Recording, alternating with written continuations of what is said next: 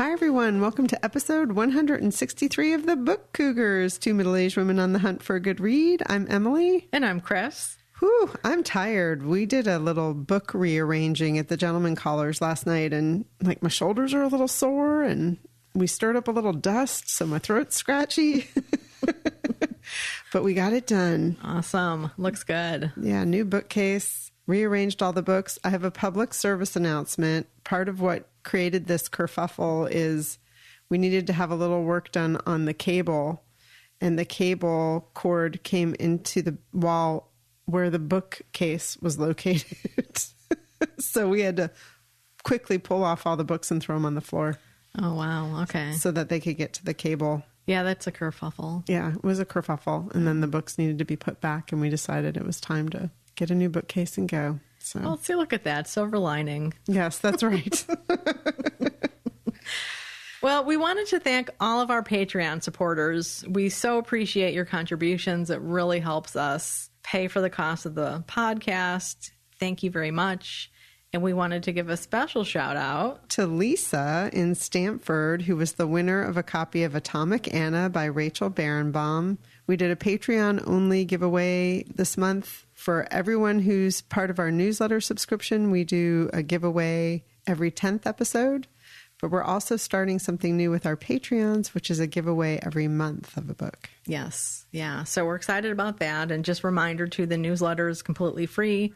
And you can do that at bookcougars.com. And then the link to our Patreon page is there as well. And we appreciate your contributions. And if you don't want to, it's not your thing to contribute financially and you want to help us out, spread the word. Tell a friend about the Book Cougars or share us on social media, something like that, just to help spread the book love. That's right. We would love it. So, Chris, what are you currently reading? Well, I'm currently reading A Ghost of Caribou by Alice Henderson. Woo, woo. So excited. This is the new Alex Carter book in her series. It doesn't come out until November 15th.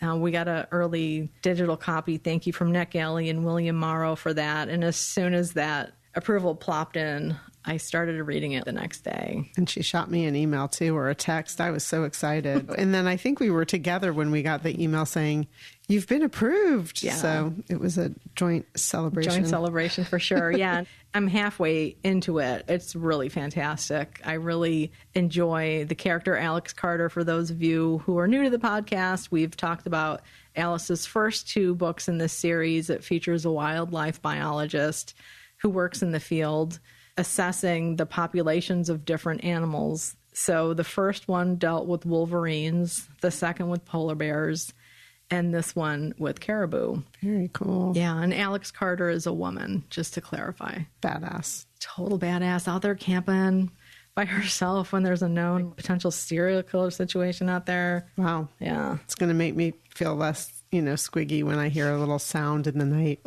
when I'm laying in bed. But I just really like it. So if you like the great outdoors, animals, camping, just being outside, definitely check out the Alex Carter series by Alice Henderson.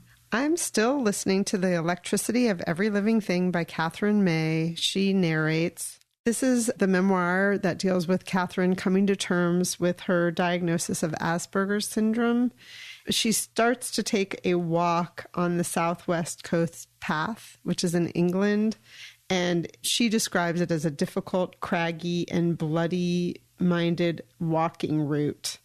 It's a metaphor for also being diagnosed with Asperger's and trying to reconcile her life to that point. She's now 39, and these are the things I've been trying to assess and handle without really understanding why they're difficult for me. Mm-hmm. I'm really enjoying it, and she's doing a great job narrating. And she's funny too. Yeah.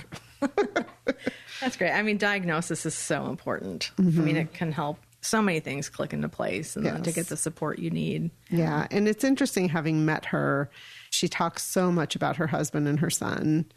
They're just all delightful. And you can tell that part of that's because they've grown as a family together and really support each other. And that's very clear in this memoir. Nice. Again, that was called The Electricity of Every Living Thing by Catherine May.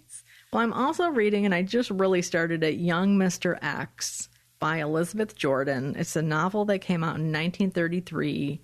I'll talk more about that in our Biblio Adventure segment. Right on.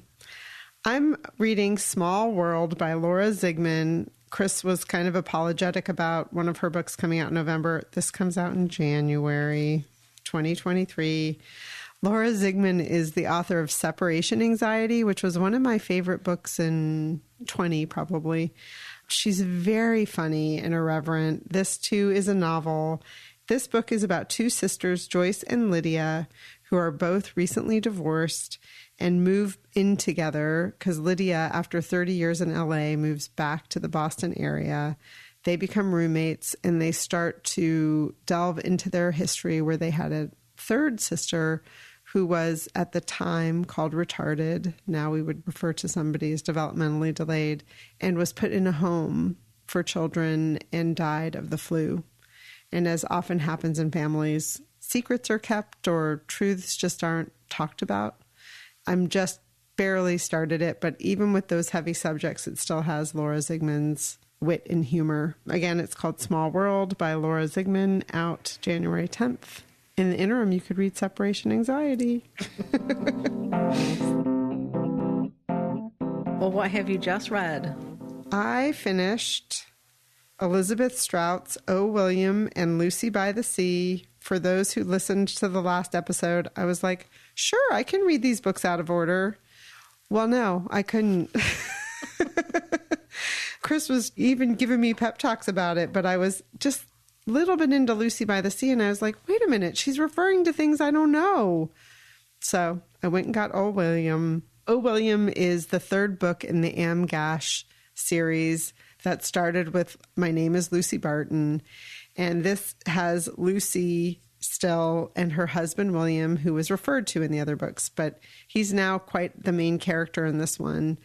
And he is in his second or third marriage. I think it's his second, doesn't matter, has had a child, is married, and he and Lucy are still very much friendly. Their two children they had together are grown women. Everybody's in Manhattan.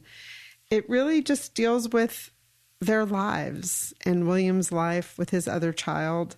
And in classic Elizabeth Strout form, very short sentences, very precise, funny. It's about relationships and how people interact with each other. And I really, really loved it. Oh, one of the things that it deals with is that William's from Maine and his father was a German POW and worked on a potato farm. And he ended up running off with his mother, who was married and had another child at the time. So all of that comes out in the wash, so to speak, in O. William. And then Lucy by the Sea, which comes out on September 20th and is the fourth book in the Amgash series, takes place during the pandemic. Lucy and William, who's now divorced from his wife, head up to Maine and sit out the pandemic in Maine. The two daughters are still in Connecticut / New York City. That's where they are for the pandemic. And again, it's about their relationships, how they're handling the pandemic, how relationships ebb and flow during the pandemic, which we're all quite aware of at this point in our lives. Lucy and William decide to permanently relocate to Maine, which is shocking to their daughters because Lucy's always been such a Manhattanite. And reminder, too, she is a writer. The character of Lucy is an author. So there's a little bit of meta stuff about that as well as she talks about her writing. Other characters are introduced, more about just basic relationships, and same thing with Elizabeth Strout's, just perfection in her sentences. I loved both of the books. Lucy by the Sea is very Maine. So if you love Maine, as Olive Kittredge was in Maine, Elizabeth Strout is from Maine and has now, in her own personal life, moved back. So there was a little bit of, I think, autobiography happening in this one because she, too, relocated with her husband during the pandemic to Maine. So those were O. William and Lucy by the Sea by Elizabeth Strout. O. William is out now. Lucy by the Sea is out next month on the 20th. Nice. Now, Lucy Barton, wasn't she originally from Illinois? Mm-hmm. Okay. The character William is the one that's from Maine. Okay. Her husband / ex-husband. But Elizabeth Strout in real life is from Maine. Okay. But yes, and Lucy Barton is very Midwestern. She had a very sad life where she didn't have much connection to her family. She is estranged from her mother and mostly from her family. So it's very interesting. A lot of it is her thinking about how to be a mother to these two daughters that she has with her own deficits as a child / her relationship with her own mother. Yeah. Well, I read The Barons, which is a novel by Kurt Johnson and Ellie Johnson, a father and daughter team. And this was a book that I saw Karen share on Instagram at Barker for Books is her handle. And she had said, this is kind of reminiscent in some ways of Peter Heller's The River. So The Barons is about two women who are lovers. They're in college, who go off to canoe the Thelon River in Canada. It's like a 450-mile trip way up north, past Saskatchewan, Northwest Territories, way up there. So it's Holly, who comes from a wealthy family. She's always going off and doing whatever she wants to do. Price is never an issue. From Minnesota, I believe. And then Lee is the other woman, and it's primarily Lee's story. She grew up in a very different situation with a father. The mother took off when Lee was very young. The father was an eco-anarchist character. They actually lived in a basement of a house. So a foundation had been built on this land that he purchased. The house is never built, but they made the basement area their home. So really trying situation. The father obviously loved her a lot and did his best, but he had very strong opinions and was very inflexible. So her childhood was quite different. So these two meet up in college. That's one of the cool things about college or joining the military or going off anywhere when you're that age. You meet different people and your world expands, hopefully. So they do this trip. Holly had gone on this river trip before with a group. So she's a pretty much skilled canoeist. Lee is not a skilled canoeist. Yikes. So they take this trip alone. It's the type of situation where you have to take a little biplane with the canoe strapped to the wheels to get up there. And the man who drops them off says, did you file a plan? These are permitted situations. They didn't.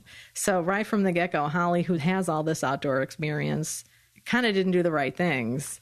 And this is not too much of a spoiler at all. She dies early on in the book. Oh, wow. I was not expecting you to say that. Yes. She's taken a selfie and she falls off a cliff. It happens so much. I mean, there was just a midshipman at the Coast Guard Academy who fell off of a cliff on vacation and died. And this happens a lot when people spend a lot of time outdoors. Accidents happen, even with people who have a lot of experience.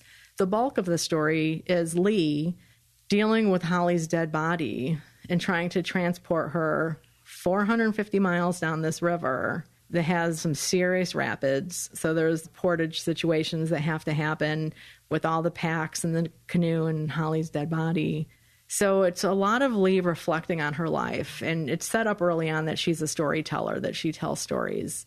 So she's reflecting on her life, her father, who's now in prison, Holly and their relationship. I thought it was a really, really cool story. It has that adventure element. It's also a coming-of-age novel, and then this tragic love story. The only thing that annoyed the hell out of me was at one point, I think it was the character Holly who said, let's have a baby. That would complete us. Oh, my God. Like, I understand that sentiment, but I just know how messed up that can be as a reason for having a baby, and that it's often coming at a time when couples are starting to get a little bored with each other. Like, hey, maybe we should break up. Anyway, I'm not saying that I'm not saying that was their situation, but that was one of those things that's like, ugh. But I wanted to ask you about this. I had never heard about using sugar as a natural preservative that kills bacteria if you have a wound. I've heard of it with honey. Yeah, honey is an option. Yeah. Not with granulated sugar. Is that what you mean? Yeah, that's what she used. And I think she also mentions honey because Lee gets a cut on her forehead. It's pretty deep. And so I've definitely heard of it with honey, but not with just granulated sugar. That's interesting. Fascinating. Never heard about that. So Ellie Johnson and Kurt Johnson, they wrote this together. I guess Kurt is a writer by trade, and Ellie was in college taking a creative writing class or an English class of some kind. She's an English major. And I think this started as a short story. And then through talking about it, it kind of expanded over the years into this. really enjoyed it, and I would recommend it to people who like adventure stories that also have a lot of personal reflection and growth in it. Again, that's The Barrens by Kurt Johnson and Ellie Johnson. I finished Remarkably Bright Creatures by Shelby Van Pelt. I don't know if you remember this on Books on the Nightstand. Michael Kindness used to call books, I think he used the term clutchworthy. Is that what he would say? Where it's like, you just want to hug it. Oh my God, this book was so good. I originally heard about it on one of those Buzz Books panels in the winter before it came out. So I've talked about it tangentially a couple times on the podcast, just saying it's out. But now that it's out, I've started to see so many people talk about it. This is a debut novel by Shelley Van Pelt, and oh boy, I cannot wait to see what else she writes. It has a very unusual voice, which is Marcellus, who is a giant Pacific octopus. It's told from three different kind of people's points of view. Marcellus, and then Tova, who is a widow and also a mother who's lost her son unexpectedly, Eric. At the age of 18, he was set to head off to college, was working his summer job, took off in a boat one night and disappeared. And there was never really any closure. His body was never found. I mean, there's no doubt that he's dead, but there's just not been that closure for her. And then a young man, Cameron, who's 30, who's kind of trying to find his way. And he had a mother who left him when he was a young boy with her sister. So he was raised by his aunt, who is a wonderful woman who means well, but he still has kind of that missing piece in his heart of knowing that his mother and his father, who he doesn't have any idea who he is, abandoned him. So he sets off to find his father because his aunt hands him like a few little trinkets that his mother had left behind. And one of them is a school class ring and a picture. So he takes off to the Pacific Northwest to find who he thinks is his father and ends up in this small town where Tova, the widow, works at the local aquarium cleaning at night and has developed a lovely relationship with Marcellus, the octopus, who is kind of counting down his days because octopus only live so long. And they have a relationship with each other. He gets out of his tank at night and does little short adventures in the aquarium. And he's very smart, and he can look out of his tank and see things in the people who are watching him or the people who work at the aquarium that they may not be able to see. One of the things I loved about this book was there are short chapters. So Marcellus, the octopus, comes in and there's like a countdown. You know his life is coming to an end. His chapters are very short. And then the other ones have great chapter titles, which is one of the things I love in a book. And I always got to the end of the chapter and would have to flick back and say, how did she title this? And it always kind of made sense, you know, why it was there. But Cameron comes up to the Pacific Northwest looking for his father and ends up finding a family. It's not what you would expect. And all of these characters end up having things to do with each other that are unexpected. And the aquarium is one of the key, kind of a character in the book. You know, that's where a lot of it takes place. It made me think about how much I love the Pacific Northwest. Shelby Van Pelt, the author, is originally from there, and you can tell in her writing. It's very much a character in the book as well. Very lovely book. Oh my gosh. It's just a feel-good book with some heart, a story that you're not quite sure where it's going, and it's a page-turner in that way. There's a mystery, but it's not like a whodunit mystery. It's a how do they know each other? There are also just some fun, lovely side characters. I loved every second of reading this book, and I highly recommend it. It's what I would also call, it's clutchworthy, huggable, and also a palate cleanser. So if you're just looking for a really readable book, I recommend this. Wow, that sounds very, very amazing and fascinating and different. Very different. Just a really sweet book. Loved it. Again, it's called Remarkably Bright Creatures by Shelby Van Pelt. And I can attest that Emily was clutching it at one point while she was talking. Maybe we'll take a picture of me hugging it. that issue of when somebody dies and you don't have closure. When I was reading The Barrens with Lee trying to transport Holly's body, for her loved ones to have that closure, and also a little bit of evidence that she didn't just, kill her and bury her somewhere, probably. That got me thinking a lot, because I'm often reading a lot of military stories or military ethics, just the issue of leaving a body behind, no one left behind. I sometimes have issues with that, because sometimes people die trying to get that dead body back or trying to get something off of that dead body to give the loved ones closure of some kind. And it's one of those issues that the Barrens helped me kind of think about a little bit more and understand a little bit more. And it made me think about Into Thin Air by John Krakauer, about the 1996 deaths that happened climbing Mount Everest, when they were just opening it up to like unskilled people doing this climbing, and all the dead bodies that were left up there.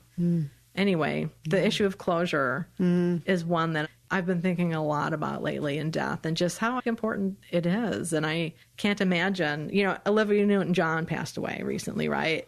And I didn't know this about her story, but her husband had gone off and he was fishing, and they don't know what happened. He disappeared. They don't know if he fell over, what happened. Gone. Well, especially with water, I think water it's very easy to disappear around water.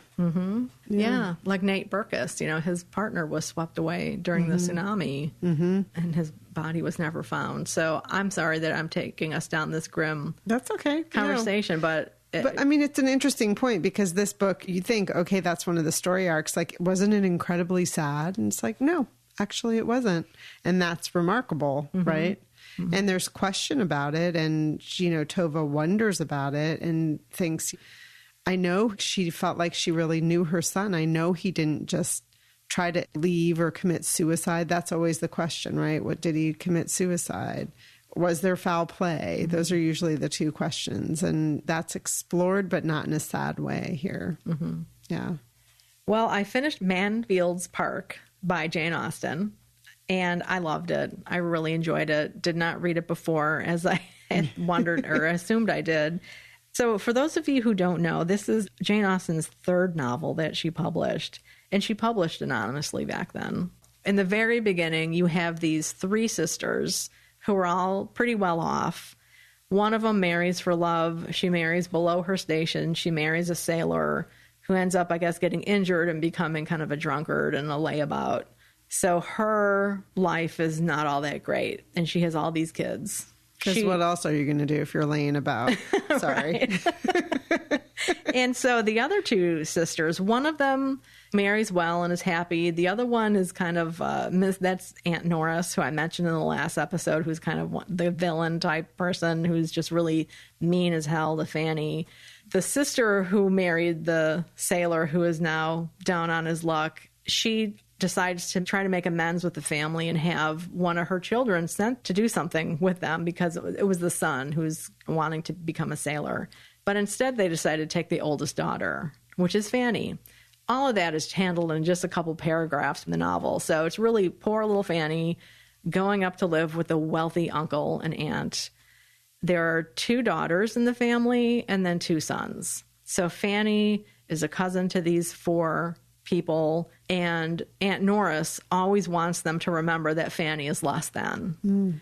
Whereas the other aunt and the uncle want her to be treated equally. And, that classic Jane Austen where things are happening where people are not really seeing what's happening, whether it's the relationships that are developing or not, whether it's somebody's character. In this case, the uncle doesn't even realize that Fanny never has a fire in her sitting room until he goes up to talk to her one day, and he's like, "Oh, where's your fire?" And she's like, "Oh, I'm quite comfortable." And he's like, "Well, you normally have one." And she kind of like, "No." And he's kind of outraged by this treatment of her. And so I love that about Jane Austen, that you as the reader know what's going on, but you can see how it takes a while for some characters to come around and see things.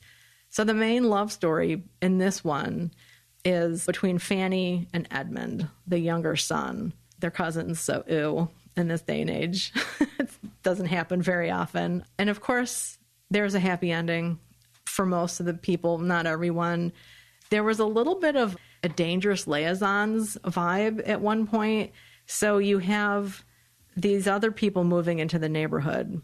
They are the daughter and the son of the man who's going to be living in the parsonage.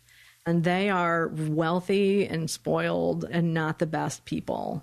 So he wants to make all the girls fall in love with him, and then he leaves. So he breaks the hearts of Fanny's two female cousins, and then he tries to work on Fanny, and she's really not having it. And the rest of the family's like, marry him. He's wealthy and he's a great guy, but she knows his real character. That's kind of the gist of it in some ways. Some people get a bit annoyed by Fanny because she is so pious and forgiving and doesn't speak up. And you kind of understand why she's a little unsure of herself with this upbringing that she's had. I kind of felt like Edmund was more the problematic character for me because he's the younger son. So he has really no money because the elder son has been pissing away their inheritance with his drinking and gambling and whatnot. But he's not upset about it. He's going to become, a clergyman. That's what he's going to do and live happily ever after in some little cottage with his wife, whoever that's going to be. And I just feel like he doesn't see the woman who he's in love with, who's one of the bad siblings. He doesn't see it. But I guess we see what we want to see so often. And I think that is one of the age-old lessons that Jane Austen gives. Like love is blind. Yeah, that love is blind, but also, you need to wake up because if you do marry the wrong person, especially back then when divorce wasn't as common, you're kind of trapped. Mm-hmm. As a woman, you're trapped in so many ways, but you can possibly make a better life for yourself if you try to be clear-eyed about the people around you, which is really hard. Yeah. So slavery is mentioned in this book because the uncle owns plantations in Antigua, I believe it is. And the oldest son, Tom, travels with him, and they're gone for a year there because there's some type of problem, and they're trying to protect their money. So they go.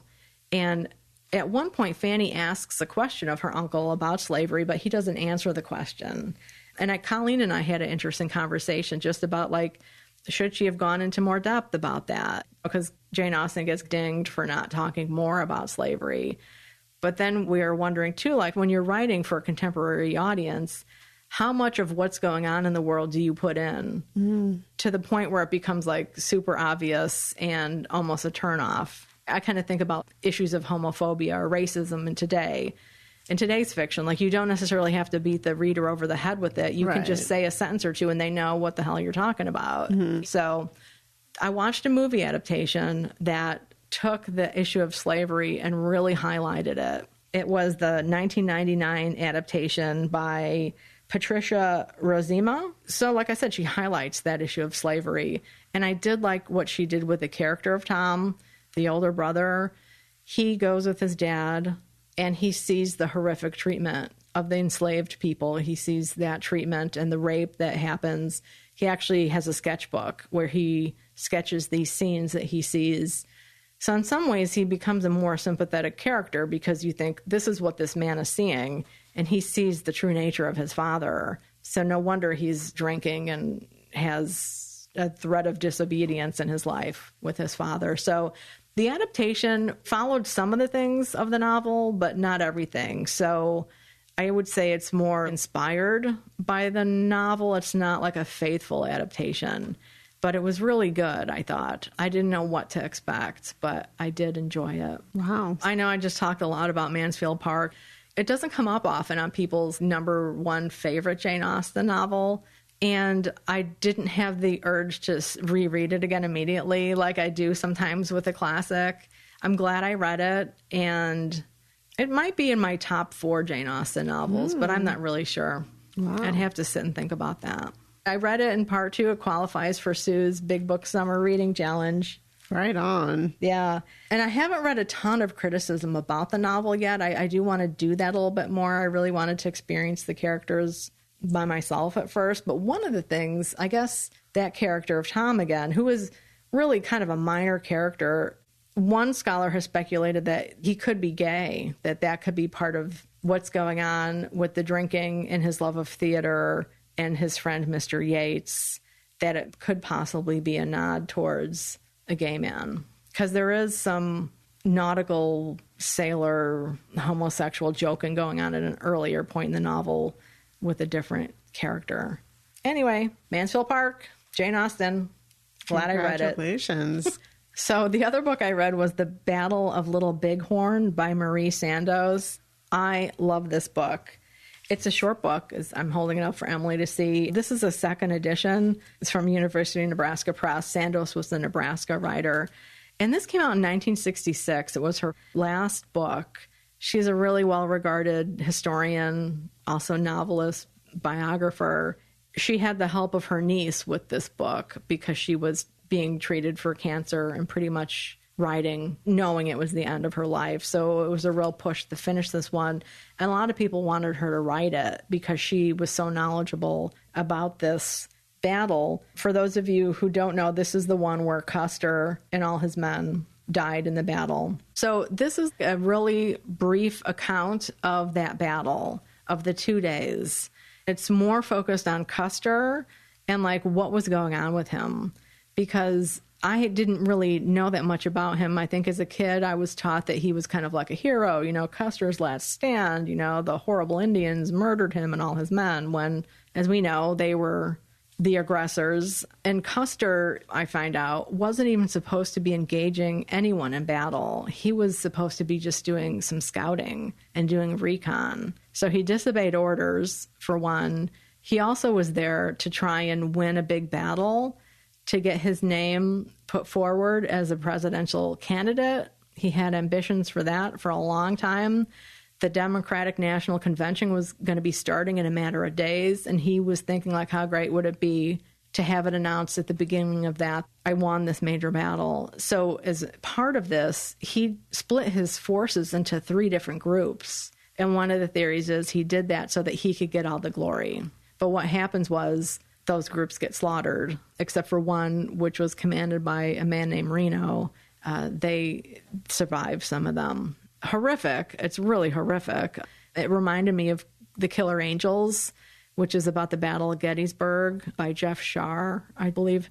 Really awful situation. But I like this book because it was pretty stripped down and straightforward.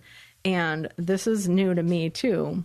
There were Indigenous women in this battle, 2 of them. And one of them, Sandoz just makes a mention of her that one of the young women swooped up a man who was down. And so she swoops him up and takes him away. But then I was starting to do a little bit of research on who was this woman.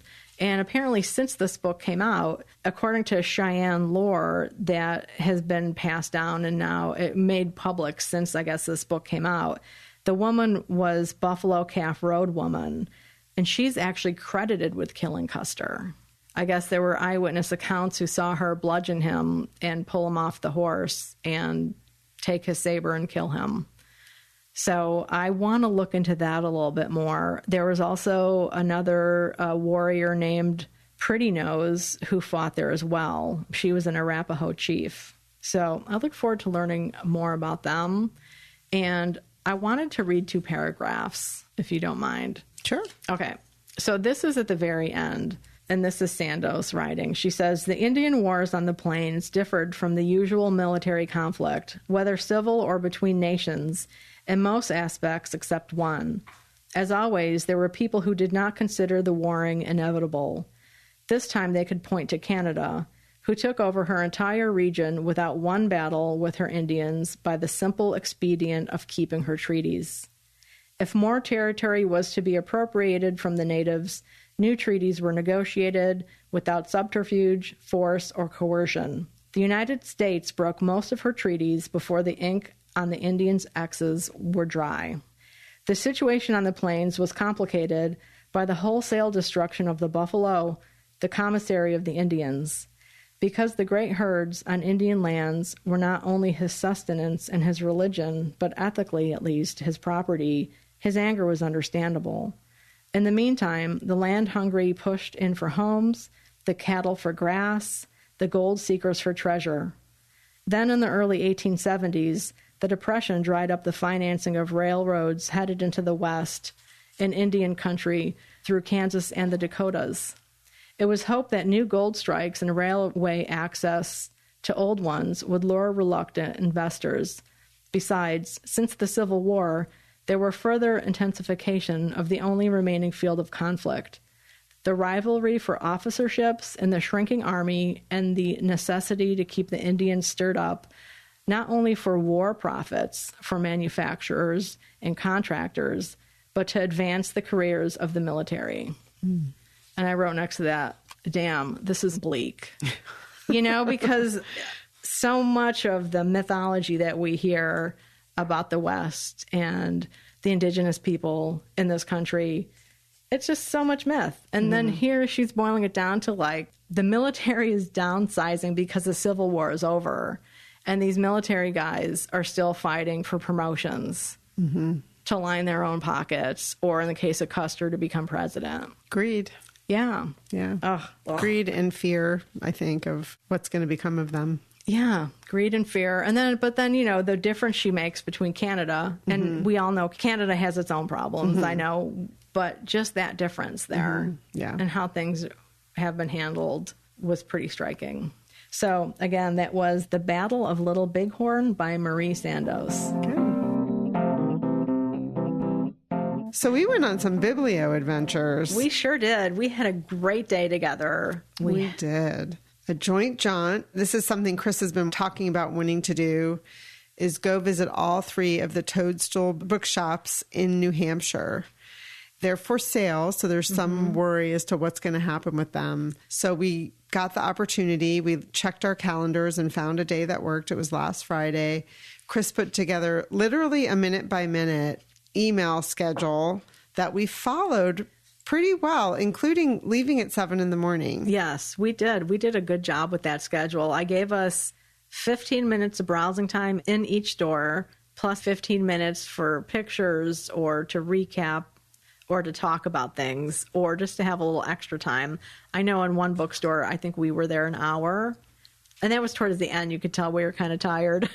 Or maybe we just knew, like, okay, we're on schedule. We would check when we got back in the car, like, wow, look at us. Yes. And we did stop at different places that we didn't anticipate. So I had been to the Peterborough Toadstool Bookshop before. When I saw that they were for sale, I was like, oh, you just never know what's going to happen with that kind of situation. And as Emily noticed, they're all on the same highway. Right. So that goes east to west across New Hampshire. Yeah. Yeah. So we started by going up to Nashua, New Hampshire. We had to choose one end to start on. So we decided to do that. That one is located in a strip mall. It was really easy to get to. The store was really nice. I mean, it was bright, good sunlight. You walked in and it's just like a big, long square. Yeah, like a rectangle. Yeah. And really nicely laid out. They had good sidelines, cards. They had wonderful cards, actually, and some gifties. I did buy some gifts. That's one of the things, like, when you have so many books at home that you haven't read that you are looking forward to getting, sometimes buying more books for yourself can be a challenge. So buying gifts is what I've been doing when I visit a bookstore that I really want to get to. So I have some early gifts. And then they had a little section of used books that were more vintage than your typical recently read type book. Right. Is that where you found that one that you were talking about? No. Okay. Well, and one of our listeners, Katie, had put out on the interwebs, hey, while you're driving, can you listen to the book Entangled Life, which is a book about mushrooms? And we didn't do that, Katie, because we just yammer to each other the whole time we're in the car together. We don't listen to things. But I did purchase that book at that bookstore in Nashua. So it's in my hands and I'm looking forward to reading it. That's so funny because the first time we went somewhere together out of state, we went to Edith Wharton's house up in Massachusetts, and you brought a book to read. And of course, we didn't crack the book at all. And so that's just been our pattern. We just talk the entire time about books, and life, etc. Yes. But so we were on schedule, got in the car, and the next stop was Peterborough, which is in the middle of the state. As Chris said, she had been there before. We were hungry at this point, so Chris had already sketched that out too. We stopped at the Peterborough Diner, had a snack, and as we were pulling in, kind of rounding the corner, we saw the public library and this big open sign, this flag in the wind And behind the library in a Victorian house that said, Friends of the Library, Used Books. Yes. Which got our attention. It definitely did. So when I was there before, they were just talking about raising funds for a new section of the library because it's a beautiful old library, the front part of it. So now they have a very new, fancy, high-tech area of the library with meeting rooms. It looks really lovely. And then right next to that is that quaint Victorian home. We'll post pictures of that. We haven't yet, but we will. And when I was there before, it wasn't open. So I was super psyched that it was open to get in there this time. Right. So we had our lunch, went to the bookstore, which had a huge used section. But we knew we were in a little bit of trouble because I really wanted to go to the library and the library bookstore. So that didn't stop us from spending some time in that bookstore. I think we spent about 20 minutes there, right? Yeah, we did, because I love that bookstore. I mean, it's big. It's a big bookstore, all one floor. But it's new when you first walk in. They also have a really neat cafe. But then in the back, they have this really big used section with cool model planes hanging from the ceiling, which are fun to see. They're all military planes. It's got a good vibe. And the name of their cafe is Aesop's Tables, which I think is hilarious. And I think if we go back, when we go back, I should say, we'll probably try to eat there. The diner was ho-hum. Well, yeah. I mean, I think the first time I went to the diner, it was pretty good. That's why I thought it would be good to go back. But yeah, it didn't knock our socks off this time. But it was kind of, good that we ate, because when we walked into that Peterborough Toadstool Books, we were just greeted by a wall of the smell of bacon cooking. Yeah, it was a little bit overwhelming. Yeah. Yeah. So, yeah, that's a whole other thing. But then we purchased our books, went over to the library, which was beautiful. I would love to go there and work someday.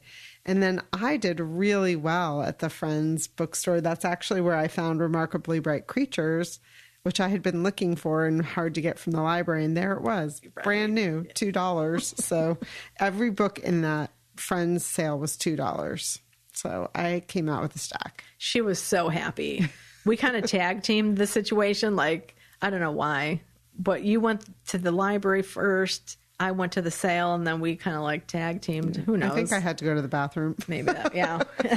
But she came skipping out of there with this stack of books with this huge smile on her face. Yeah, I got some great books. Yeah. And we posted a video, too, on our socials from their courtyard in the back, which is lovely. I meant to look up the name of the river that flows right next to this wonderful reading area that they have. Yeah, but look at our social media. We have a video up, and it would be a really nice place to sit and read and hang out with a book that you buy from either the bookstore or the used bookstore from the library. So then we hopped back in the car and went to Keene, New Hampshire, to go to the third Toadstool Books. Yes, and on the way, we did have a little sidetrack going through the town of Dublin, New Hampshire. We were really caught by the library.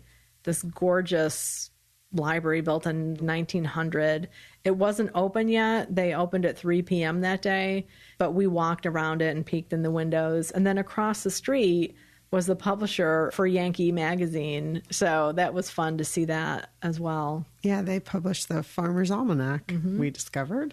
Yeah, and then the bookstore in Keene, it looked a little bit more like kind of like a typical college town bookstore is how I would describe it. Keene does have a couple colleges there. And that had a huge used section as well, but looked a lot different than the other store. It did, yeah. For this one, when you walked in, the used was right there. And then you walk through that in the back were all the new books, but really big. Now, they did trick us because there was a sign outside, I think, that said, "We buy textbooks." So we both were kind of licking our chops like, ooh, there's going to be one of those textbook sections we get to walk through and drool. And then there wasn't, which was fine. I wonder if that's more of an online business for them. Who knows? Could be. I don't know. There was still plenty to look at. Yeah, there was. So, and then we got a couple beverages and hopped back in the car and drove home. Yes. So 350 miles, just over, I think. Right? We got home before 7. I mean, it was pretty awesome. Yeah. When I told the gentleman caller that we gave ourselves 15 minutes per bookstore, he was like, "That's ridiculous." He can spend 15 minutes barely through the front door. But we were on a mission. We wanted to see them all. It was more about that. Yeah, and we each had different authors or books we were looking for. Mm-hmm. One of the things I was on a mission, Laura had asked me to get a couple Nancy Drew books, vintage, for her play that's being produced next month, Magpie. And she wanted to have a couple on set. And surprisingly, it was hard to find the vintage ones. I found only one. What they had were the newer ones that have the shiny finish on them. Right. So I did have one of those. Mm-hmm. First stage prop I've ever purchased, knowingly. It was a very good day. We posted a lot of pictures on social media, so feel free to scroll back through and look at that. It was last Friday. Yeah, I'm so glad that we did that. That was fun. That was kind of like my last hurrah this summer, I think, before classes start up again. Right, yeah. I had a virtual couch Biblio adventure where I watched Elizabeth Strout, the author of many things, including the 2 books I talked about, Oh, William and Lucy by the Sea. She was in conversation with Cynthia D'Aprix Sweeney, who's the author of The Nest. And this was an event co-sponsored by Harvard Bookstore, Politics and Prose, and Books and Books. Sometimes when 2 authors speak, you can get a little inside baseball. But this didn't happen at all. You could see that Cynthia was a huge fan of Elizabeth Strout's. They talked about her precise writing. Like in Oh, William, she uses a lot of colons. It's really interesting. She'd be like, so let me tell you, colon, or what I meant to say, colon. One of the things that Elizabeth Strout talked about is when she first started writing, her kids were little. And so she learned to just write in scenes. Like I'm at ballet class waiting for the kids to come out. I'm in the car. I'm just going to write a scene. And then what she learned is you can really just write in scenes. You don't necessarily have to piece them all together. You know what I mean? Mm-hmm. Write the transitions and stuff. So that was very interesting to think about as I was reading these books, because I'm like, oh yeah, she writes in scenes. She talks about how she just is constantly watching people, watching their eyes, watching what they wear, making up stories about them. And you can see all of that in her writing too. It was a really fun conversation. They both were talking about Lucy like she was a real person, which I thought was really fascinating, and how she grew up with all these deficits.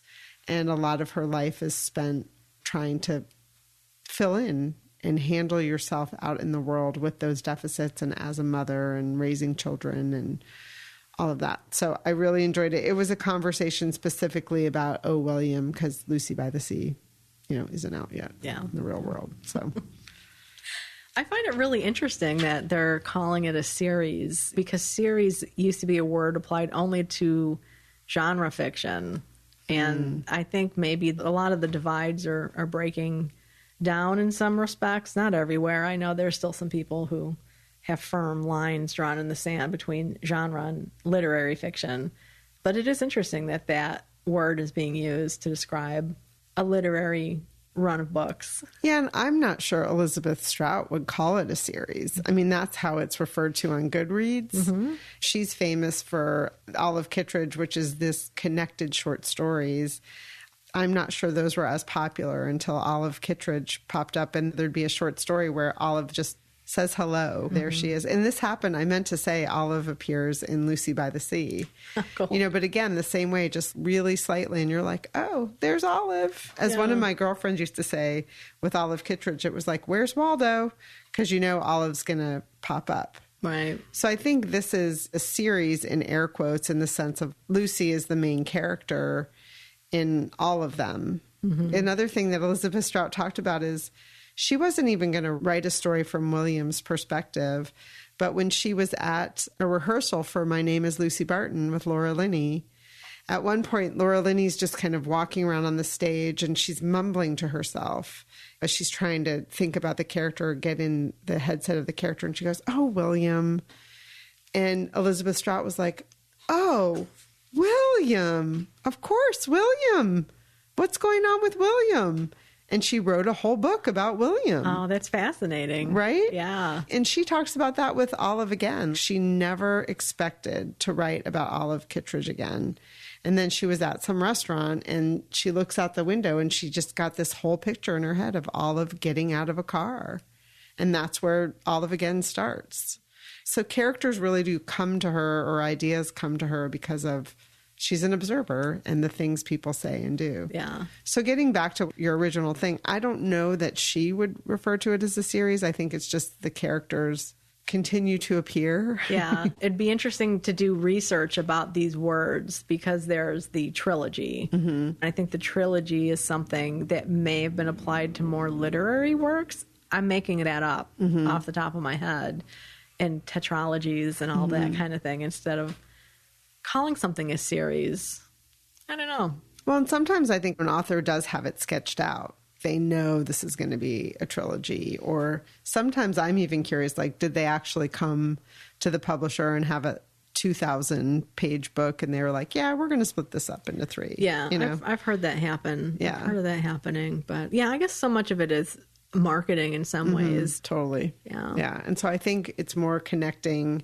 When it says Amgash series, Amgash number 1, number 2, number 3, number 4, which is the case with these, I'm not sure if it's just Goodreads or some publisher's way of connecting them. It's not as if it says it on the book or anything like that. Right, exactly. And I know that happened with Willa Cather and the Prairie trilogy, which is not something she ever said. And I had asked them about that. I was like, where did that come from? Because I never remember seeing that before.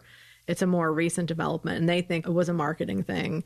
And then this experience with John Steinbeck, Sweet Thursday, coming up is number 2 of Cannery Row, which I had never, I mean, for one, I'd never heard of the novel right. to begin with. But that was kind of, I guess, a helpful thing that Goodreads did by connecting those 2 books in that way, or else I would have never made that connection, not knowing much about Steinbeck. Right. That's one of the books we were searching for, Sweet Thursday. We did not find it. We both have Cannery Row in hand, but got to do some looking for Sweet Thursday or order it. Yeah, right. We also had a joint jaunt that went afoul. Oh, yes. Our Jamie Ford adventure did not happen. Yeah, we got on the road and hit serious traffic, and then we got off on the by road that they recommended, and that was at a standstill because of the traffic on the highway. So we didn't make it. But Anne in Austin, one of our listeners, recommended a conversation with Jamie Ford, and unbeknownst to her, she didn't know that this went south. So I ended up watching it, and it was with Friends in Fiction between Jason Mott and Jamie Ford. Friends in Fiction is a virtual conversation between 4 authors, Mary Kay Andrews, Kristen Harnmel, Christy Woodson Harvey, and Patty Callahan. And they invite authors on to speak with them. And so Anne, our listener, sent us this to say, hey, I know you were going to this Jamie Ford event, but I thought you might be interested in this conversation. Well, I was very interested because I loved Jamie Ford's book and was so sad we didn't get to see him. So Jason Mott is the author of Hell of a Book, which was the National Book Award for Fiction winner. And Jamie Ford, reminder, his book is The Many Daughters of Afong Moy.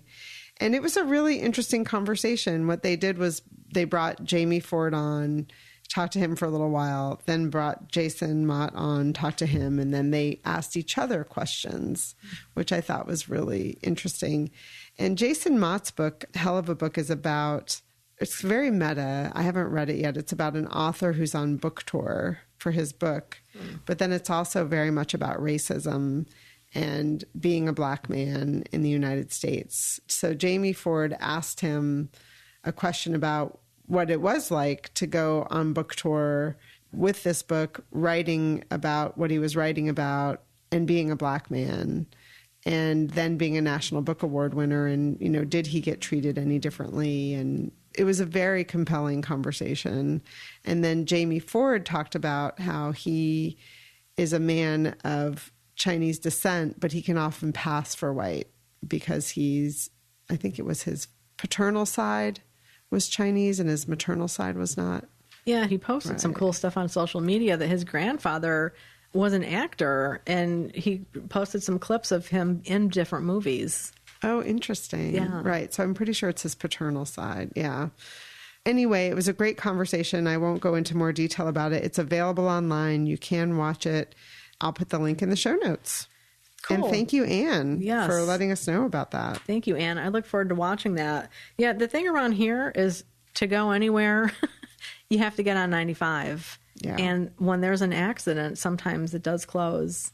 Yeah, and also it was at a library, and so libraries close early. They're not open late in the evening, and it was a Friday. Yeah. And Friday, where we live, is everyone trying to get to Maine and Cape Cod, and so it was just we were sitting at a light trying to get off the highway, and we saw license plates from like 5 different states. Right. Yeah. And then so if you have to get off 95, you get onto Route 1, which is Boston Post Road.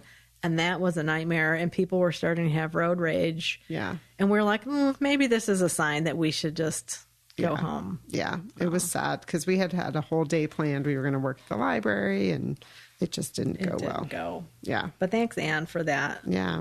Well, I've been doing some volunteer work again at the Coast Guard Academy Library Special Collections. They had a ton of donations over the summer, so I was helping them do some accessioning. And one of the collections was from a man who's passed away recently, and his son had donated a lot of his papers. And within this box that I was working on was one of those Armed Forces Service editions that they put out during World War II of different classic literature for the soldiers to read. They were very cheap, pocket-sized editions.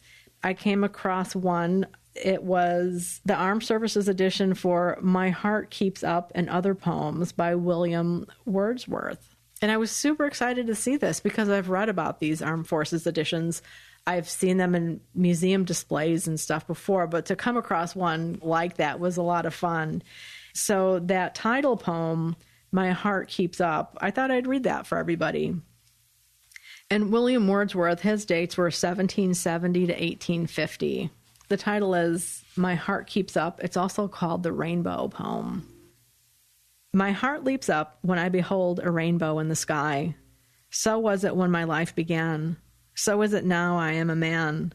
So be it when I shall grow old, or let me die. The child is father of the man, and I could wish my days to be bound each to each by natural piety.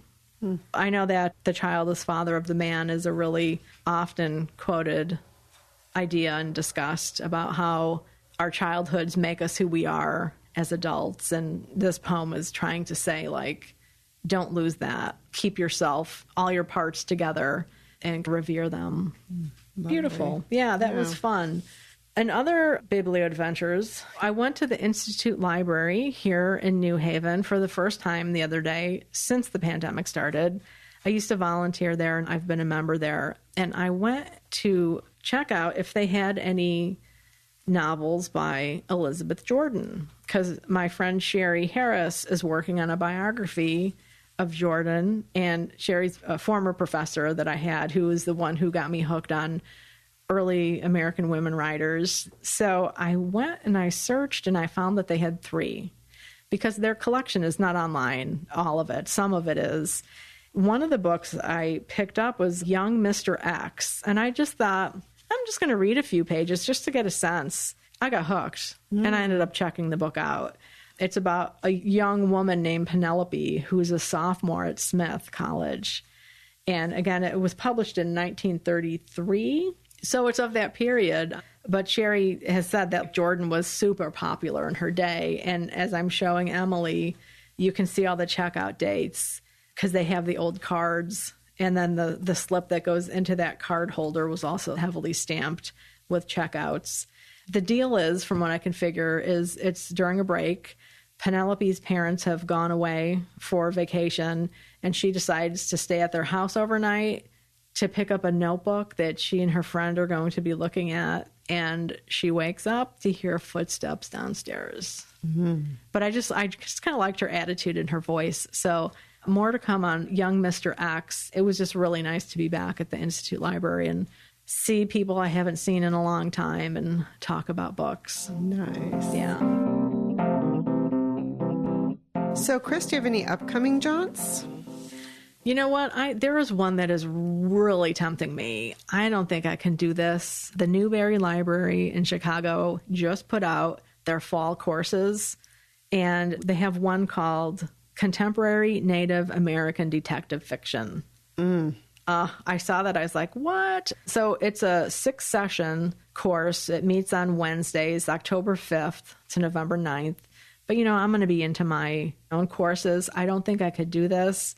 But I was looking at the reading list, and Marcy Rendon, who we got to meet at that Soho dinner a couple months ago, her book Murder on the Red River is one of them. What I like about the Newberry classes, and I've taken classes with them in the past, it's one of my favorite places in Chicago.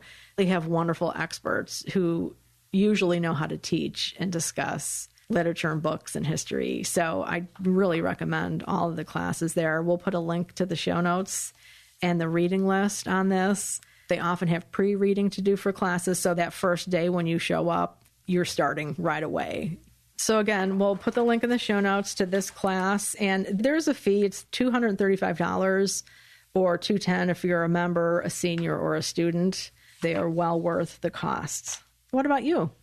Well, I have one, sadly, I can't go to, but I want to tell people about it, especially if you're local. I'm heading out of town for a wedding, but on September 10th at Bank Square Books in Mystic, Connecticut, Debbie Machiko Florence, the author of Sweet and Sour, who we got to talk to with Andrea Wang, her book is finally coming out. It was supposed to come out in July, and it was delayed because of publishing kerfuffles.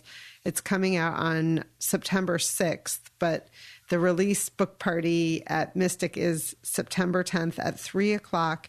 And if you purchase a copy of the book and take your receipt to the Drawbridge ice cream shop, which is right by the bridge in Mystic, you get your ice cream for half off. And that's kind of a nod to the cover has the kids eating ice cream. She talks about that ice cream shop, and it's all Mystic, everything Mystic. Would so love to go and cheer on Debbie for this book launch. But if you can go, I think you'd have a great time. It's going to be right in Mystic. Such a great place to go. Well, I won't be able to attend that one either, because that weekend is the world premiere of Laura's play Magpie, which is going to be September 9th, 10th, and 11th at Drama Works Theater in Old Saybrook. Magpie is a fantastic play. I think it's the one we've talked about in the past. It was published during the pandemic. A publisher read it and reached out to her and said, I'd like to publish it. So super exciting that we're going to see these characters on stage. Buy tickets, go to the show. I'm very, very sad that I rarely have social engagements, especially on the weekend. And I'm going out of town to go to a wedding, so I cannot go see it. Yeah. I'm so sad. Yeah, bummed. But so it's in Old Saybrook, Connecticut, September 9th, 10th, 11th. And tickets are available online now. And if you're in the area, I hope you can make it. There'll be one book cougar there. Yeah. And if you want to read the play, we can put the link to the publisher so you can purchase a copy of the play. Great idea. Yay, Laura. So upcoming reads, we have The Seat Keeper, our read-along. It's time to get cracking on that. Our Zoom conversation is September 18th, 7 p.m. Eastern Time. We still have a few slots. Email us, bookcougars@gmail.com if you want to join in. And then we're going to be talking to Diane Wilson, the author. Very exciting. That will be episode 165, which drops on September 27th. So if you have any questions, get them to us by September 19th. Yeah, and these are questions for the author. Right. If you have any questions for her about this book or writing in general, we're happy to ask those questions for you. And just email us, bookcougars@gmail.com.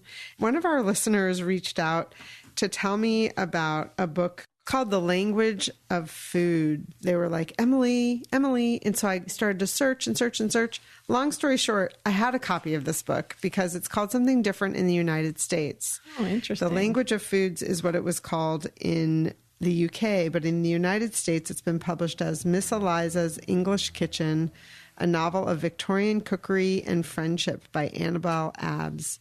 And this is going to be one of my next up reads. It's historical fiction based on a true story. Interesting. Yeah. Wow, that is a big title change. Very big. Yeah. And even the publisher who had originally sent it to us was like, let me do some research.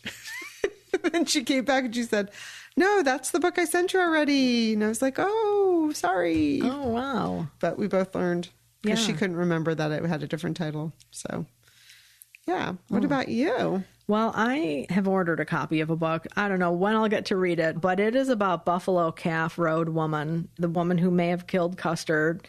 It's by Rosemary Agonito and Joseph Agonito. It was the winner of the Western Heritage Award for Outstanding Western Novels in 2005. So this is historical fiction around the Battle of Little Bighorn. Oh, historical fiction. That's interesting. So I wonder if anyone knows for sure the true story. Well, I think some of it is debated. Some of it is based on oral interviews, because I believe it was Pretty Nose, the other woman who fought in the battle. She lived to be 101 years old. That would have been into the 60s or 70s. So some of it is Native American tradition, and they don't always share stories with outsiders. So who exactly knows? But I've already seen a couple different things that also some women went up to him afterwards and used knives or something and stabbed his ears, so that next time in his next life he would actually listen to them. Oh, yeah. So, but I don't know what is true or not. Right. So I will find out, because I have a feeling I might be kind of obsessed now with this. Kind of. We'll see. Which means y'all get to be obsessed too. We're along for the journey.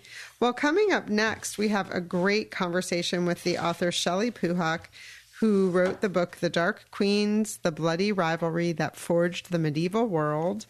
We really enjoyed this conversation. I mean, what an interesting book. It's narrative nonfiction. It's storytelling in a true way that helps you understand history. It's not just a bunch of dates listed. It gives you context for what you're reading. Yeah, I mean, because so often history has a reputation for being dry. And as you know, David McCullough said, it's not a crime to write history that people actually want to read. So I'm going to read a section from early on in the book. This is from her author's note in the very beginning, talking about how she came to write this story. Here we go. She's talking about Fredegund and Brunhild, the two queens. Both ruled longer than almost every king and Roman emperor who had preceded them. Fredegund was queen for 29 years and regent for 12 of those years, and Brunhild was queen for 46 years, regent for 17 of them. And these queens did much more than simply hang on to their thrones. They collaborated with foreign rulers, engaged in public works programs, and expanded their kingdom's territories. They did all this while shouldering the extreme burdens of queenship. Both were outsiders, marrying into a dynasty that barred women from inheriting the throne. Unable to claim power in their own names, they could only rule on behalf of a male relative. These male relatives were poisoned, stabbed, and disappeared at alarmingly high rates. A queen had to dodge assassins and employ some of her own, while also combating the open misogyny of her own advisors and nobles, the early medieval equivalent of doing it all backwards and in heels. Which also shows you a little bit of Shelley's humor. Yes. I mean, there are definitely laugh out loud moments. There's a lot of poison, murder, mayhem, all sorts of stuff. I'm going to read just a tiny bit from the end of the book, the epilogue that she calls Backlash. This is Shelley speaking of herself. As a girl, I gobbled up biographies of female historical figures, activists, writers, and artists, but few political leaders, and even fewer from so deep in the past. I don't know what it would have meant for me and for other little girls to have found Queen Fredegund's and Queen Brunhild's stories collected in the books I read, to discover that even in the darkest and most tumultuous of times, women can and did lead. Even though the Dark Queens were absent from my books, they were in plain sight throughout my childhood as the women I was warned against becoming. The wicked stepmother in my fairy tales, the haughty Jezebel who was preached against in church, the fat lady singing at the end of the opera, all were objects of hatred or ridicule. Between the silence of suppressed history and the oppressive blare of stereotypes, what space remains? But the ghosts of Brunhild and Fredegund refused to stay silent. They surfaced relentlessly, determined to be heard. That's awesome. Enjoy our conversation with Shelley. We are thrilled to have this opportunity to talk with poet and writer Shelley Puhak about her first nonfiction book, The Dark Queens, The Bloody Rivalry That Forged the Medieval World, which was published earlier this year by Bloomsbury. Publishers Weekly gave it a starred review, and Kirkus called it a lively, well-researched history focused on powerful women, which we wholeheartedly agree with.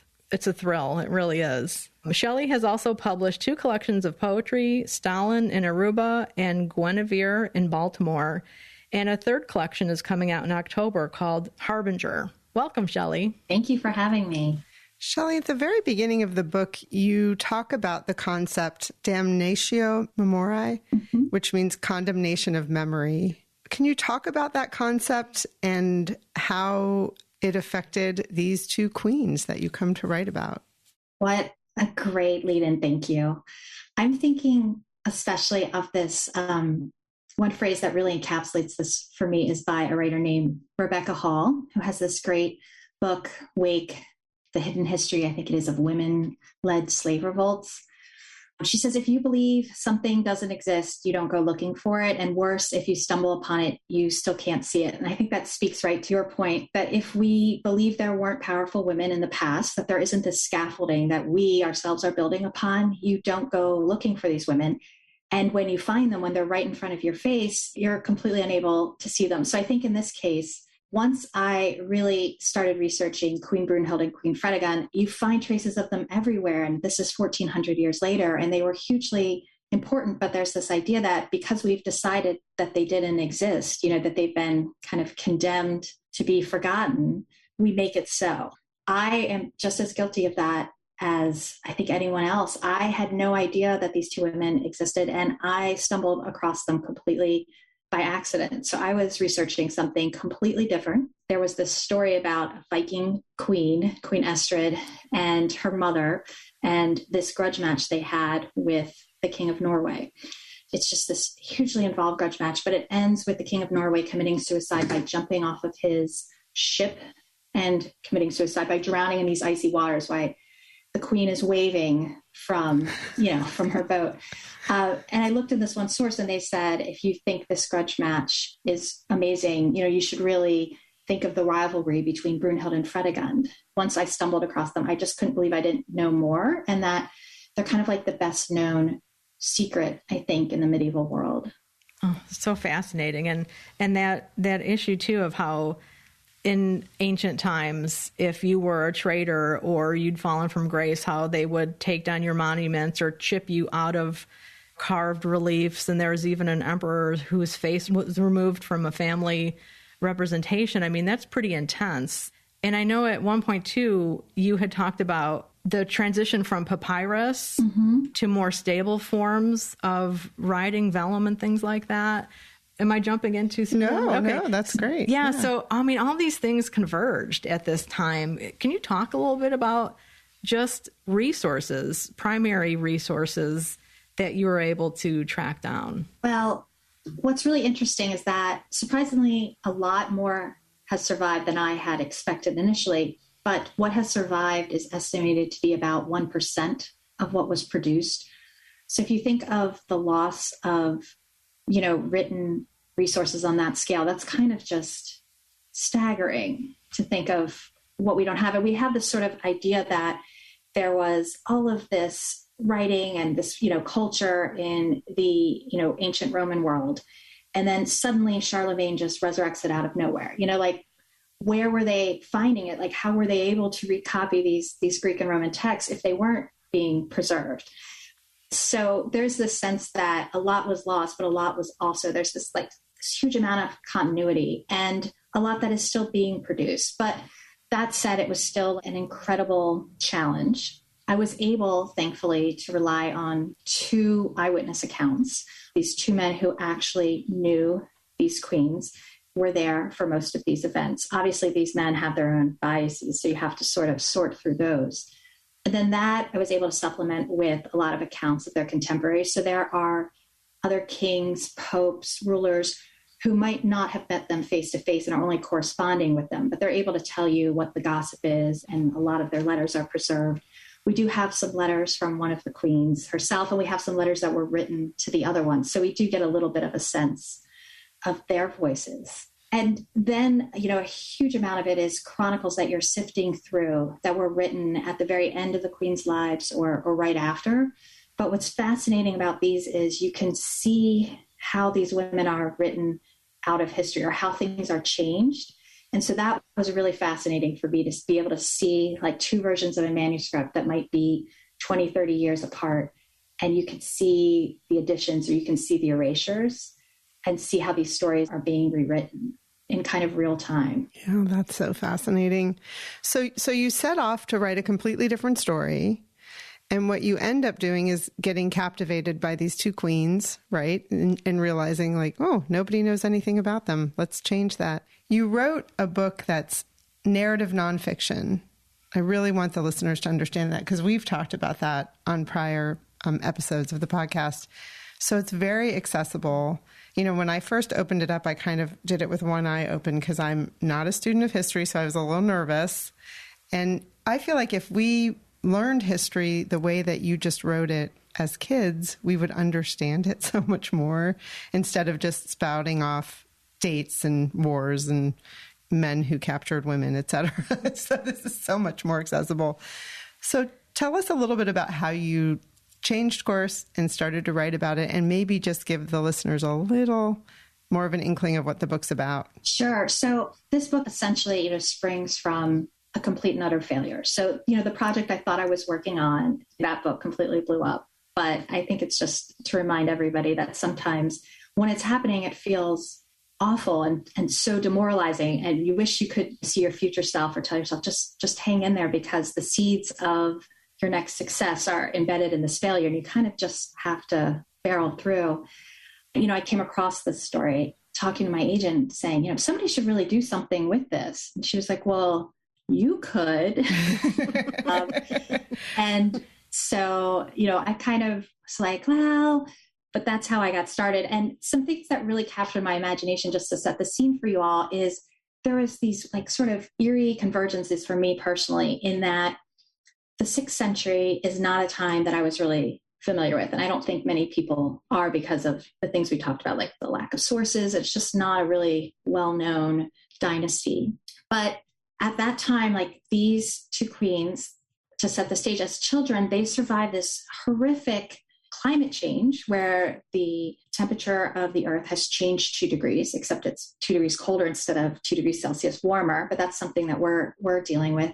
And the ramifications that has, this sort of just sets off this endless chain reaction. And at the same time, there's the bubonic plague making the rounds, which is also just hugely destabilizing.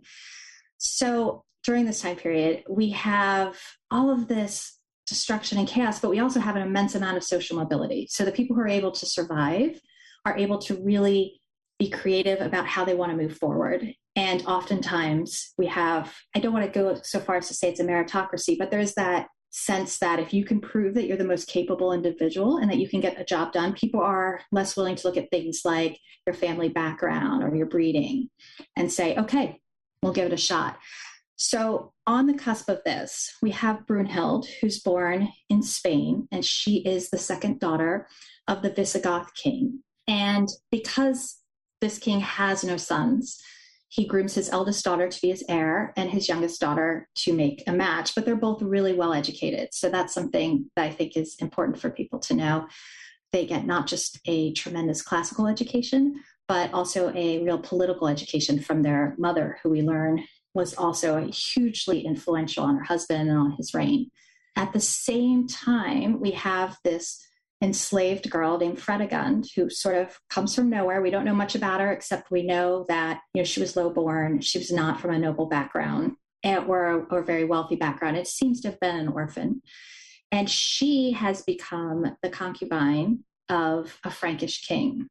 And so around this time, these two women are going to become sisters-in-law by eventually both marrying two Frankish brothers who are ruling in, we might say, roughly what is now France, Germany, the Netherlands, Switzerland, this huge Frankish empire.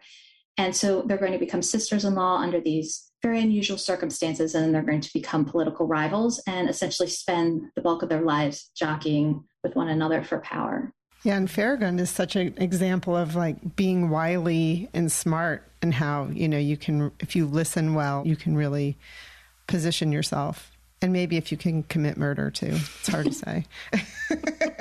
Yes, cold-blooded, but also very clever. And one thing I find so fascinating about her is that she's also literate, which is not something I would have expected. Right. And not just in Frankish, her native language, but also Latin. Yeah, that's amazing to me. Mm-hmm. Yeah. It just blew my mind. Yeah. Well, like I said, wily and smart. Know what's important to position yourself well. Yeah. Well, I'm amazed too. Like you mentioned that in the book, that subsequent historians then kind of downplayed that they were just short-reigned and had these tiny little kingdoms. But as you just said, the huge chunk of land that these kingdoms covered, and then their reigns were very significant. You mentioned that they ruled longer than most of the previous kings and emperors. So it's just really striking how much they were erased then. And at the same time, you also mentioned that this is about the time that the Bible, as we know it, was coming together. Books were being tossed out. They were deciding what was going to be included. There are all these different Christian sects. And there was also the clampdown on same-sex relationships, and it seems to be solidifying heterosexuality as the norm. And then also sex within marriages of priests. Wow, like so much is going on at this time. Yeah, can you just talk a little bit about those kind of social streams that were going on at that time? Sure. I mean, I have this idea, and I was raised Catholic, of the church kind of, it sort of was small, but it sprung fully formed into this institution. And we aren't usually privy to the sort of negotiations that are going on in the back rooms about what are we going to do. I mean, right before these two queens, one thing I found fascinating is, women are still deacons. They're still able to participate in the Mass. And there's these church councils back and forth, like, should we let women still do this? Then somebody bans them, but then somebody else is still allowing women in. So there's this huge question as to, can women have a role in the leadership of the church? And they're being forced out. And at the same time that women are being forced out, you have this clamp down on sexuality, as you say, particularly on monks can't share beds. They don't, really clamp down on the nuns quite yet. But also there was this sense that the church is consolidating resources. So up to this point, a lot of men would become bishops or priests, go into the priesthood as sort of a retirement gig. So you've served as a soldier, you've served as a noble, and you want to sort of repent of maybe all the things you've done in your life. You're done carousing with the village women, you're going to go become a priest. But oftentimes they already have a wife, they might already have a mistress too, you have children. So you're coming in with all of these resources. And the church was initially fine with that. The criteria was, are you a true believer? Are you willing to behave in certain ways? And at first they said it's fine to be married. And in fact, you can even be having sex with your wife, but you can't do it on certain days. So, Lent, no sex, or before big holidays. And then they started to realize, as a lot of these priests are begetting children, they're leaving their worldly goods to their children and not to the church. And so they say, we don't want to condone divorce. You can't divorce your wives, but you just can't sleep with them anymore. So you have to live with your wife as a sister. And you can imagine this isn't a really popular directive. And there inevitably are slips. So the church is really cracking down on this. I mean, they are going village to village and having people sort of ferret out who might still be sleeping with their wife and excommunicating them. The church is really getting increasingly involved in people's personal lives. But it wasn't always this way. I mean, this idea that people are sort of outraged and there's a lot of negotiation going back and forth. And there's even a point where the royal family is like, wait, you need us too? Because then, what they're imposing upon priests, then they also want to be imposing on nobles and on the royal family. And that obviously does not go over very well. Oh, I mean, that is so fascinating because I always thought it was St. Augustine, way back when, that started the whole celibacy movement. And then you think about more recent popes who have been saying, well, homosexuality is fine as long as you don't have sex.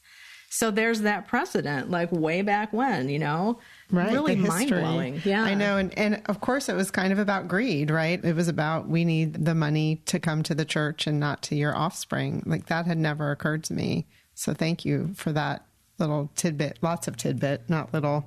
So can we switch gears to poetry for a minute? Sure, if you'd like. There's a part of the book where you talk about, and again, I don't know how to say this in Latin, but the poem on the destruction of Thuringia. Uh-huh. This is a poem, and there's a character that runs throughout the book, Fortunatus, who is a poet and also kind of a scribe, right? I mean, he helps communicate for the royal family and others. And there's some question about who wrote this poem. Was it Fortunatus or was it Radegund, I think was her name? You got to read this poem, right? You could read it in the original manuscript, illuminated manuscript, but also then in, there's multiple translations of it as well, which is pretty amazing. How did poetry, I mean, you're a poet yourself, but how did the discovery of poetry and Fortunatus's writings affect your being able to tell this story? What a great question. I think, I don't know that I've spent as much time thinking about that as perhaps I should, because I feel like I'm this interloper, this person on the sidelines, watching the story unfold and trying to relay it to other people. And that's essentially what Fortunatus was doing as well. So there is that sort of uncanny parallel. And he's really a fascinating character too, because a lot of his poetry and a lot of the snippets you get in the book are, he's being hired by royal families or nobles to essentially praise them. So, it's a poem about how beautiful your wife is and what an amazing ruler you are and how, amazing your lands are and how plentiful your vineyards are.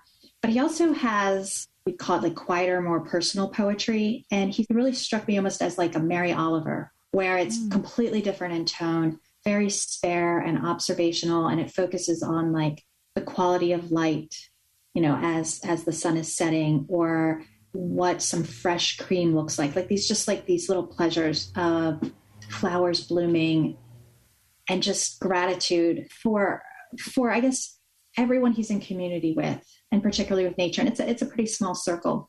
But so it was really interesting seeing both the public and the private persona of this poet.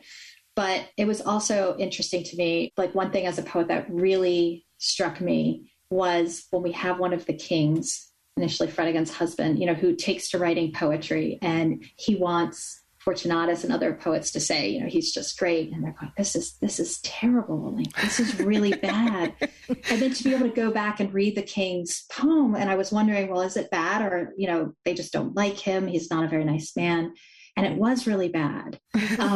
So there was something as being able to bring my poet hat to that investigation and say, I want to look at this poem and see what they're talking about and see if I can sort of trust their judgments here. And as I said, it was a terrible, terrible poem. And it really gave me a better sense of that character as well. He's an aging king. He's feeling increasingly powerless. And he decides he's going to write these poems and sort of conquer the cultural world, take it by storm. And they're just awful. And you have that sense of almost kind of pity for this floundering man who's seeking comfort where he can find it, even though he's not a terribly sympathetic character. Or a good poet, apparently. Well, it's good to know the literary crowd is as tough as they were back then, Can't pass off bad poetry. Well, I just think it's so interesting, too, because I think of characters like Fortunatus, he's one of the ones that, you can look to, and he was there and witnessing the lives of these two queens that are largely written out of history. But also his life, he was kind of pushed and pulled by them as well, and wanting to represent them well. And, all of the brothers who weren't getting along, come to my wedding and say nice things about my bride, And, I kind of wondered, how did he, was he ever fearful of his life? And absolutely, yes. Not pleasing the right people and saying the right thing. And, the stakes are a lot higher for him than they are for me. I'm going to get maybe laughed at, but, he might have been beheaded. So it does really up the pressure. Yeah, it's a lot different. Yeah. Yeah. So much murder, intrigue. So much murder in this book. Yeah. And it makes me feel really happy to be in a democracy and to keep working to keep our democracy strong, get it stronger. Now, to turn the conversation in an even different direction, would you be willing to talk a little bit about what your writing process is? Because I imagine it was very different from poetry to writing this narrative nonfiction. What was your process like for this book? So I think I'm someone who, no matter what the genre might be, kind of writes big and expansive and messy, and it's all over the place, and then pares down, whether it's a poem or whether, in this case, it's, this big sprawling book. Initially, it looked like gathering just tons of sources, and I should really be more organized than I am. But, it was just everywhere, and compiling and kind of going through and looking for those perfect telling details that really encapsulate, because I'm writing narrative nonfiction versus, for example, like a history textbook, that really seem to encapsulate or summarize someone's character or, a particular movement, like these sort of details about things the church was doing for its crackdown, for example, or details about a particular epidemic that might convey exactly how brutal it was for the everyday person. So initially it was kind of like cast a wide net, winnow it down, and then I had to go to the experts. So I've written a lot of nonfiction where I've dealt with like magazine fact checkers, but when you're publishing a book like this, I really wanted to make sure to get it right.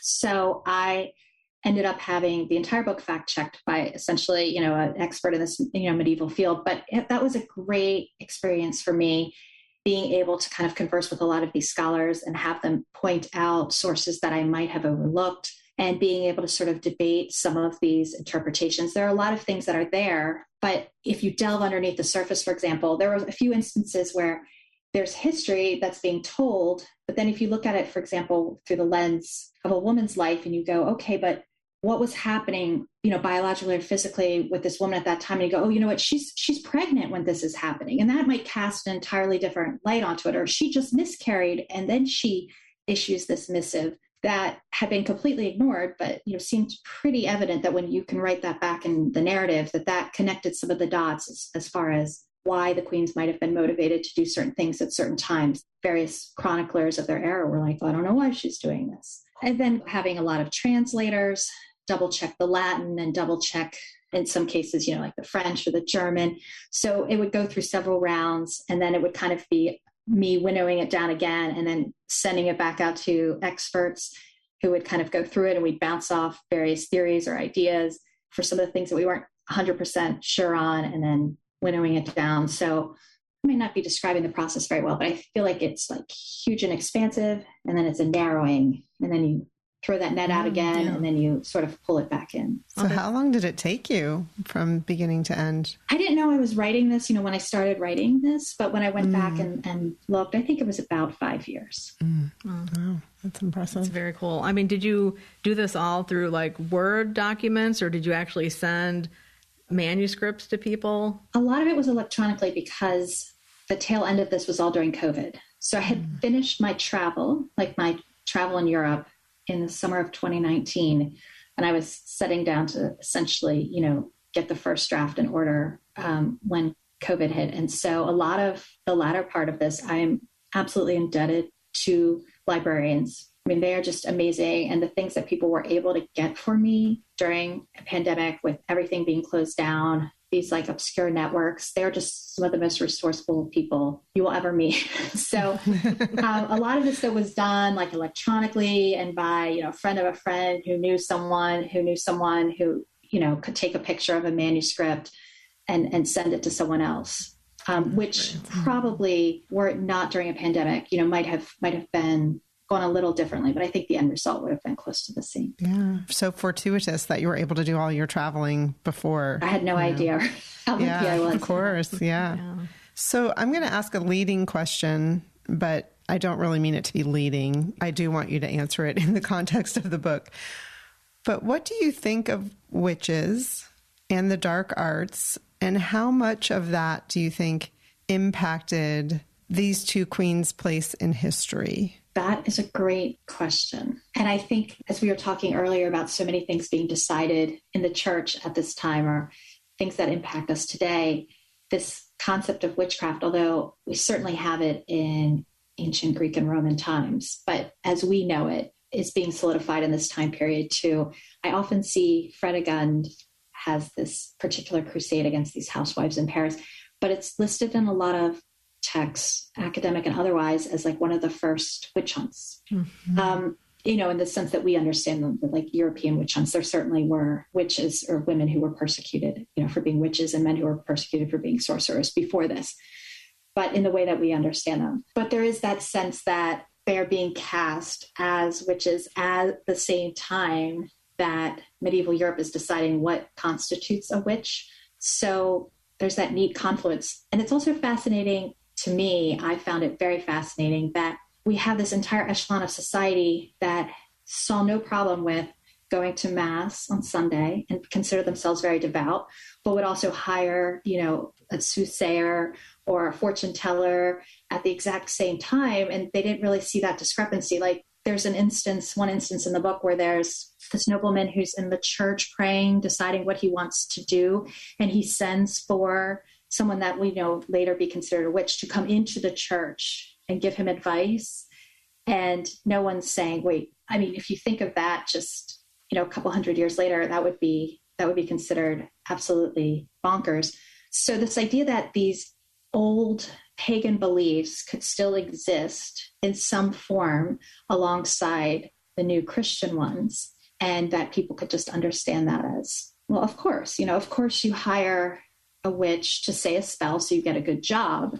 But then I also think about how, we kind of, even now today, have those, I don't know about you too, but those little superstitions maybe. And if you think those are filtered down maybe 1,000, 2,000 years, we're still doing some of the exact same things that they were doing then. Yep. Yeah. Yeah. Wow. Sure. Now, were there any really super cool things that you couldn't fit into the book that you still think about or wish could have been in there somehow? There were all of these side stories of these incredible women. One thing that I really enjoyed about this book was learning about the networks between women, because I think we so often tend to have a solitary woman, or in this case, okay, there's these two women and they're rivals, but the relationships between women and the networks they were able to form, that to me was just amazing. And there were a lot of, I would say, maybe bid players or women that we didn't know that much about. So I didn't feel comfortable speculating too much and putting them in. But I thought, wow, that is a fascinating story. And it's someone's sister-in-law or someone's cousin. But you realize how many of these women were playing such an important and integral role in their society, the same way as, essentially, obviously, much higher bar, many different challenges. But that sense we have that we're so progressive, and, we've overcome so much, and there's this quote unquote medieval way of thinking and this way that women were in medieval times. And we're so different from that. And that to me was just really refreshing to know, like, people have always resisted, but women have always had these networks. And when we have one powerful woman, she's not an anomaly. There are usually hundreds of other women on the periphery or, behind her, supporting her, that make that possible. Wow, very cool. Great. Do you think any of them might show up in your next work?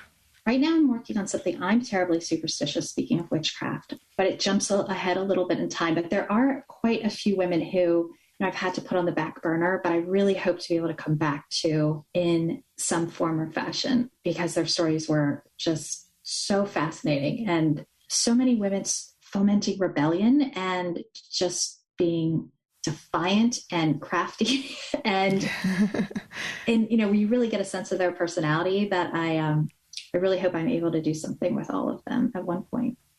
I felt very sad saying goodbye for now to a lot of these women, so I had to kind of promise myself it's not goodbye forever, it's just setting you aside for now. All right, good to know. Yeah. Gosh, Shelley, well, thank you so much for coming and talking with us today. Yeah, it was really great. Love the book. And thank you for making it so accessible to this history fraidy cat over here. So appreciate it. Well, that is high praise. And that's exactly what I set out to do. So thank you. Thanks for listening to the Book Cougars with Chris Wallach and Emily Fine. We'll be back again in 2 weeks with another episode. Until then, come chat with us on social media. If you'd like to become a Patreon supporter, we would love to have you join our community. All of the books that we talked about in this episode are listed in the show notes, which you can find at bookcougars.com. Each book will link to our bookshop.org page, where your purchase will help support not only the Book Cougars, but also independent bookstores everywhere. And if you're an audiobook listener, we do have a special offer from Libro.fm. You can find all of this information on our website. Again, that's bookcougars.com. Thanks, everybody. This episode is edited by Pat Keogh Sound Design.